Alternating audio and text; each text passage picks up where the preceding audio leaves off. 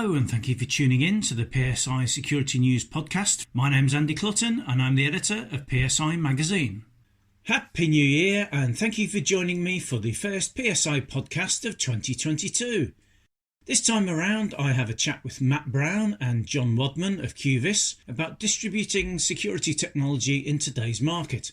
Plus, after that, we've got the usual rundown of some of the latest news items and also some major news from the publishers of PSI Magazine. First up, however, is the interview with Cubist. Now, depending on how long you've been working in the security sector, you might remember the distributor Cubist in an earlier form, that of A-Data, which was founded in 2002. The original company migrated from IT into the evolving digital security market, where technologies were converging with the release of digital video recorders, replacing traditional analogue tape-based solutions. In 2008, A-Data went into partnership with Cubist Labs, and this has developed into the Cubist brand as it stands today. At the end of 2021, I took a trip down to the company's HQ in Havant for a tour of the premises, which not only includes a security division with its own ARC, but also lighting and e-bike departments. I spoke to Matt Brown, the MD, and UK sales manager John Wadman about the company and how the stock and requirements of customers have changed over the years. For any manufacturers listening, in the interview we also touch on what would be the ultimate security product to supply, but I began by asking the pair why a security technology distributor would go to the expense of building and running their own alarm receiving centre. The reason we have a monitoring station is we saw a gap in the market for not only providing hardware, but offering a service with it. So we've developed it into Cubist Monitoring Limited, so it's its own separate company under the Cubist group, and it has the ability to monitor not only our devices, our competitors' devices. So it runs on Sentinel platform, and it gives us something different in the market space. So how does it work in practice then? Is it only available to your people who buy from you, or is it a totally separate venture? Certainly not. The monitoring, as Matt said a second ago, one of the key things for me personally is it opens the door to every single installer. Everyone uses an ARC at some point in their career. We're obviously a tier one Dower distributor, so it doesn't cover all the hit customers, but through our monitoring station, we can cover every single customer in the UK and offer them a Cubist service. It's a big, impressive building you've got there. So what's PureTech all about then? So PureTech is the leg of the company that's selling to key integrators, and we provide solutions to our partners. We have a lot of technology on display in our PureTech showrooms, where you have the ability to actually learn and train on products that you haven't seen before that are new to the market. So it gives you a uniqueness over your competition. So if you're installing against the next installer who isn't as trained up, who hasn't seen the products in a PureTech store, you've got a unique selling point over them. So for me, PureTech as well, it's again something different. I know there's a lot of distributors out there that have a branch network. However, ours isn't just a trade counter. As Matt covered, we've got massive video walls. We've got all of our solutions on display. We take the time to train customers, walk them through every aspect and every range that we sell. Another point is we welcome our customers, our installers, to bring their customers in too. So if they want the opportunity to see what they're buying before they buy it, they can pop in and we can give them a full demo. In the past, the company's been known for a number of its own brands. What's the current state of play regarding your own brand products? So we are developing our own OEM products as well as selling brand. So we've partnered up over the last couple of years with Ajax and Dower, the most notable, and recently Visonic, Videx. We've become a distributor of their products. Our OEM products we're still developing and bringing in. So the Viper range, the Eagle range, and the Cortex range are the three main CCTV product mixes that we're still developing ourselves. The goal of Cubist is to have a balanced approach so we can provide the customers what they require. So not only they can get the name brands, we can make an OEM solution that fits their needs as well. On that point as well, we do have other options that aren't OEM. So for example, we have our Cortex range. This product is solely made by us. We've invested a lot of money into it. The Cortex range, where it sits in the market, is it's a non-Chinese based solution. So we are seeing some of the larger SIs being dictated by their customers in larger sites that potentially they don't want Chinese hardware. So we have the option of providing a UK built recorder with USA software on it. So it's just another thing that we can cover and offer to our customers. Are there any technologies that are flying out the door at the moment and any that are doing not so well? I mean, for me personally, I'm probably more customer facing than Matt. I would say TOC, Dahua TOC, full color cameras, and again in the Dahua range, anything with smart motion. So we're finding a massive trend. Historically, if you set a camera to motion detect, if a leaf or a tree moves or whatever it may be, you would get a notification. With Dahua's SMD, it's 98% accurate. So if your phone does go off when you're in bed or whatever it may be, there's a 98% chance it's picked up a human or a vehicle. So those kinds of features and firmwares and the latest recorders for Dahua, for me, have probably been the best sellers so far. And is there anything that's falling out of fashion these days?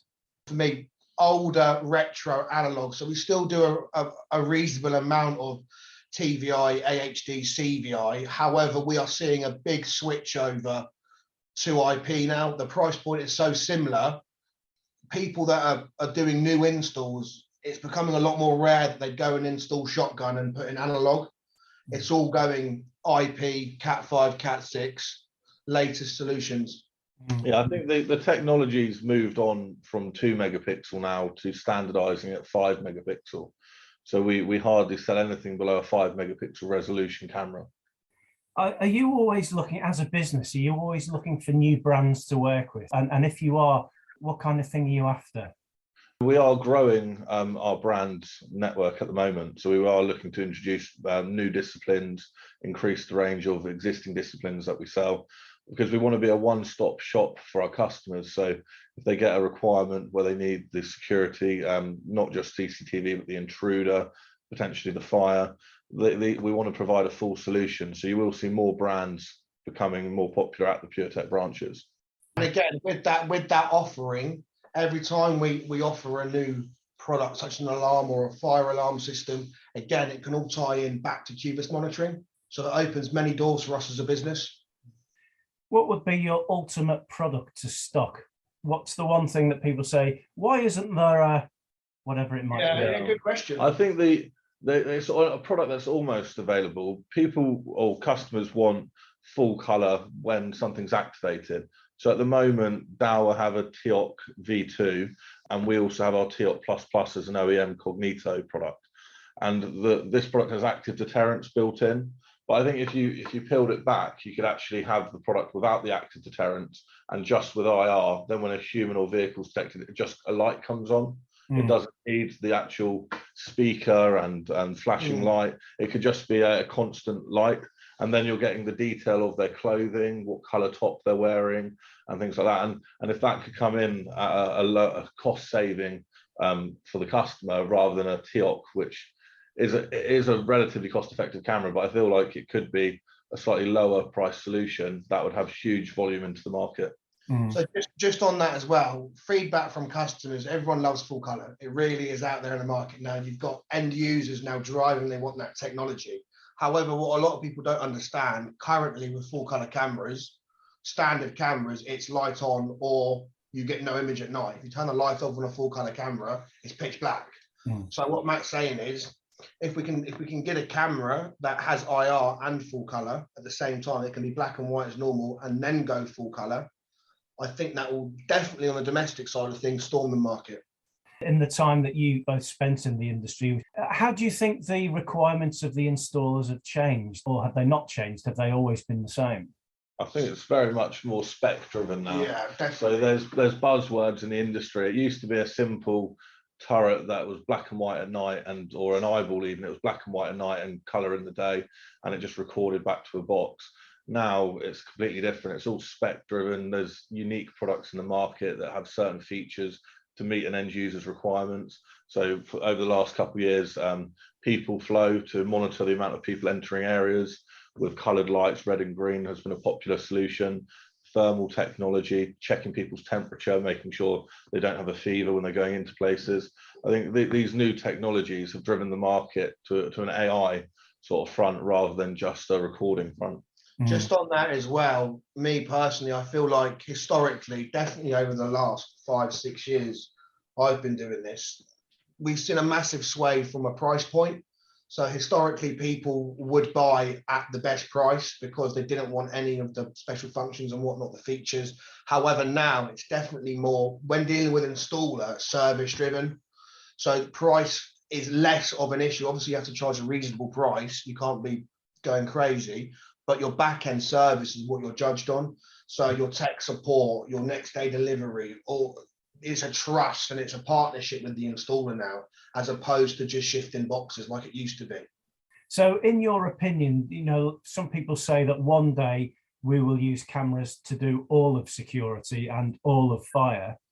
You'll have one camera, it'll do your access control, it'll do your fire detection, do everything. Do you think that is reasonable, or is that too much of a single point of failure for you, do you think? I was going to say that exact same thing. Yeah, I think with that, you always need a level of redundancy.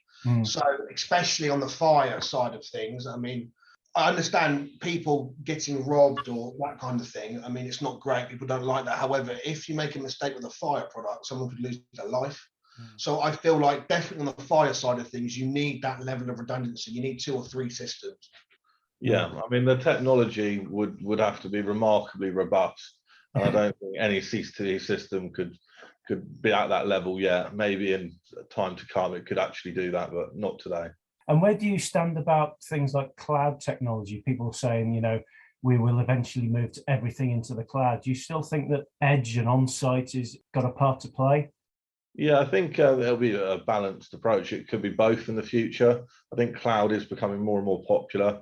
I mean, even just to give you an example, the IT infrastructure like we're operating on is completely going cloud in the next couple of months. I think everyone is moving that way. However, there will always be a need for physical recording on site in case there is an issue getting the recordings into the cloud. I also think, for me personally, people don't understand the cloud at this moment in time. So security, for example, how safe is your footage in the cloud? So I can see any high-end install or high-end installs such as banks, casinos, all that kind of thing. They're not going to want their footage going off-site. They're probably going to want it all there for themselves, just in case anybody can hack or backdoor into it.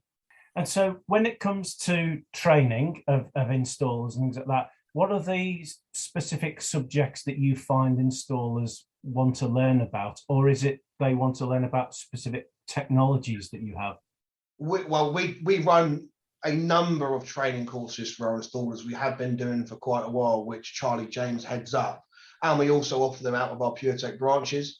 So with that, what we find is that it's very product driven. So we would have a Dower training day, a Cortex training day, a Visonic training day. We find that people are attracted to the brands. Plus for us, if we can bring in someone from that brand, so we bring in someone from Dower pre-sales or someone from Visonic, it's also another level to attract people, come and speak to the manufacturer. That's the way we're aiming our training, I'd say. This time next year, what will we be talking about in the security industry? Good question. Yeah, I mean, hard to predict that one. I think we'd all be millionaires if we knew the answer to that. Yeah. I think there's going to be probably a more in-depth AI coming out. From what I understand, what's already happening in China, obviously where most of the stuff comes from, it's all everywhere's face rec. I'm not too sure if that will come into the UK with GDPR and whatnot, but I think it will be the level of analytics. We'll be talking about new analytics, stuff like that. That's Matt Brown and John Wadman of Cubist there with an insight into their business and how they see the next few years going for the sector.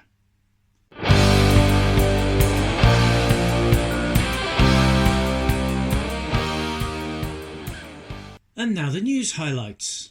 The major news this month is tied in with the launch of the 2022 PSI Premier Awards campaign, as you can now go online and cast your nominations for the products and companies you think deserve recognition in this year's awards. The awards dinner itself, when we announce the winners, will be on June the 23rd, held again at Warren Weir, the exclusive venue on the Luton Hoo estate. However, this year that date will be part of a larger event as we're launching two 2-day events. one in June and one in September, comprising a day of presentations held under the guidance of Skills for Security, the UK's largest fire and security apprenticeship provider, along with a programme of in-depth technology installation and application demonstrations and a tabletop exhibition area featuring key manufacturers, service providers and recruitment companies. This will be followed by a networking dinner in the evening and a golf day on the second day, at which players will compete for the IFSET Cup. At the event in June, the second day will finish with the PSI Premier Awards dinner.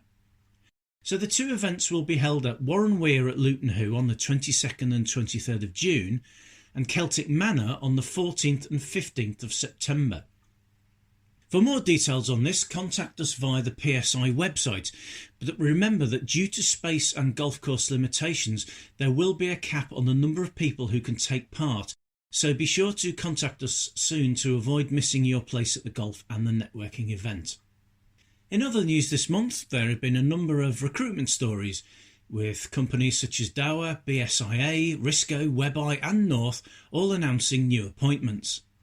In addition, this month there's been some positive business stories with the announcements that Safer Scotland is scheduled to open a 6,000 square feet headquarters at Kelburn Industrial Park in Port Glasgow. Plus we had the news that ThinCats, a lender to mid-sized SMEs, has provided a £3.4 million funding package to support Mansfield-based Total Integrated Solutions, TIS, with its future growth plans. Also, just at the tail end of 2021, Banham celebrated its 95th anniversary, a real success story that all started with a £25 bet. You can find out more about all of these news stories on the PSI website at psimagazine.com.